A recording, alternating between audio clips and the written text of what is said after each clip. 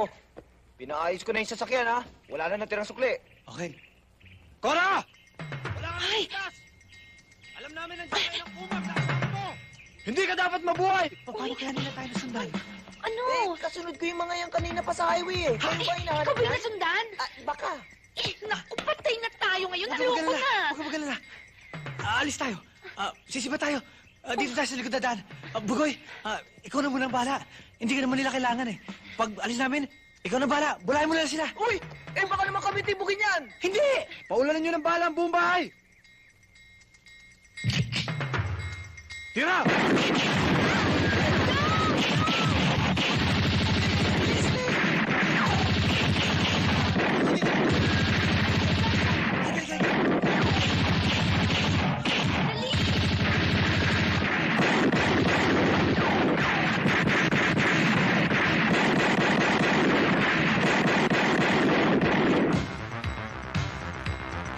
Tara sa loob!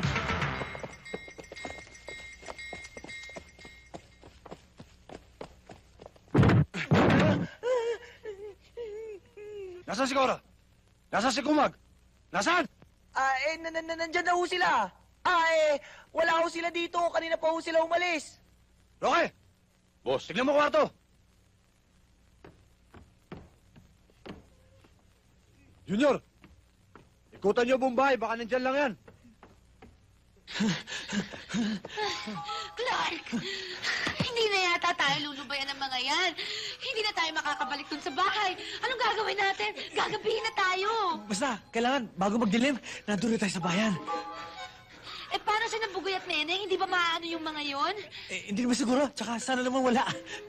Halika na, tara.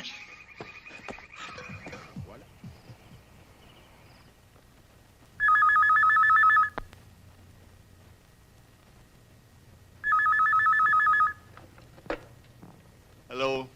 Sino to? My God, it's 3 a.m. Ano ba? Sinadya kong alas 3 ng umaga kayo tawagan. Mr. Romero, sinabi ko naman sa inyo, kung gusto nyong manatiling may peace and order sa buhay nyo, matahimik, walang gulo. Yung humihingi ng buwis, Inuulit ko, sa gobyerno ko nagbabayad ng buwis. At kailanman, hindi ako magbabayad sa iba. Naintindihan mo?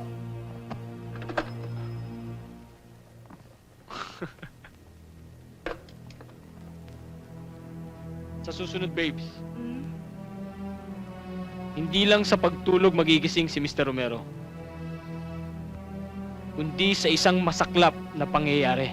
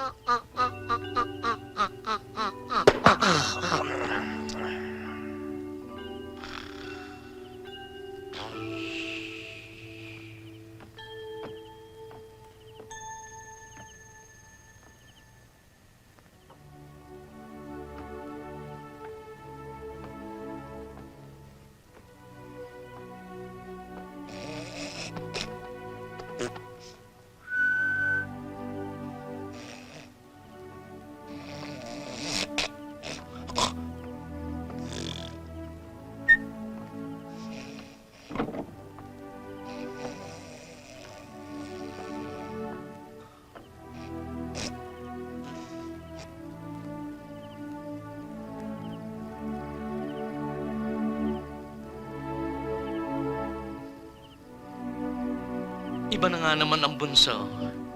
Hindi pinadadapuan sa lamok. Jack, alin bang krus ang i-inspeksyonin natin? Kahit anong krus, lahat ng krus. Ay, Uy, morning, morning. Magandang Good morning, umaga Popoy. rin. good morning. Good morning din. Ay, siya nga pala, children. Sila yung bagong makakasama natin dito.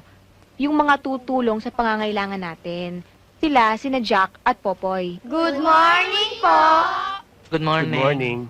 Alam nyo, ang tatapang nila at ang gagaling nila sa suntukan. Napatakbo nga nila yung mga lalaking bastos eh. Hindi naman. Tsamba lang yun. Ano ba naman, Chamba? Ay, alam mo namang sanay na sanay tayo sa away sa munti. Munti sorry, di ba? Kaya mga bata, kailangan pag lumaki kayo, gayahin yung kabaitan nila. Kailangan maging matulungin din kayo sa kapwa. Totoo yun. Hindi nga sila tumitingin sa pera. Katunayan nga, nagtatrabaho sila dito nang walang bayad. So mga bata, dapat sila ang maging idol nyo. Hindi ba, Jack, Popoy? Oo, dahil alam niyo yung pera, palamuti lang sa buhay ng tao yun. Sa akin naman, miskin ako pumuti, magkapera lang. Nene, Jenny, pumasok na kayo sa kwarto nyo. Sabi tayo mamaya. O sige na, pasok na.